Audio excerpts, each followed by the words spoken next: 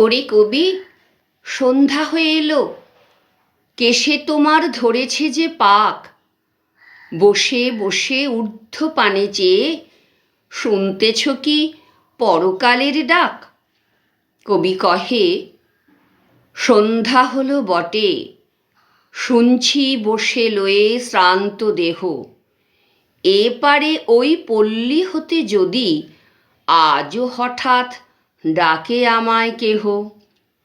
যদি হোথায় বকুল বনচ্ছায়ে মিলন ঘটে তরুণ তরুণীতে, দুটি আঁখিরও পরে দুইটি আঁখি মিলিতে চায় দুরন্ত সঙ্গীতে। কে তাহাদের মনের কথা লয়ে বীণার তারে তুলবে প্রতিধ্বনি?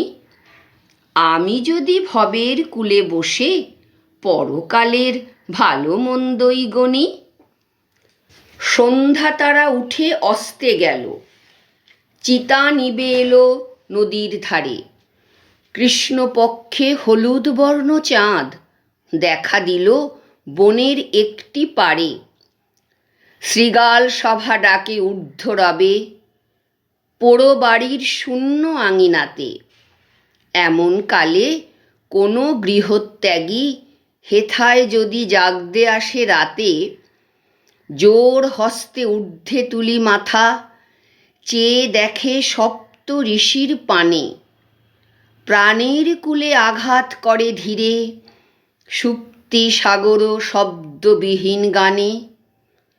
ত্রিভুবনের গোপন কথাখানি কে জাগিয়ে তুলবে তাহার মনে?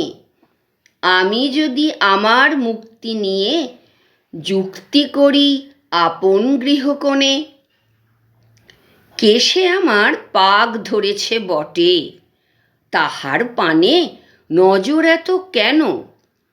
পাড়ায় যত ছেলে এবং বুড়ো সবার আমি এক বয়সী যেন। ওষ্ঠে কারো সরল সাদা হাসি, কারো হাসি আঁখির কোণে কোণে। কারো অশ্রু উছলে পড়ে যায়, কারো অশ্রু শুকায় মনে মনে। কেউ বা থাকে ঘরের কোণে দোহে, জগৎ মাঝে কেউ বা হাঁকায় রথ। কেউ বা মরে একলা ঘরের শোকে, জনারণ্যে কেউ বা হারায় পথ। সবাই মোরে করেন ডাকাডাকি, কখন শুনি পরকালের ডাক? সবার আমি সমান বয়সী যে, চুলে আমার যত ধরুক পাক।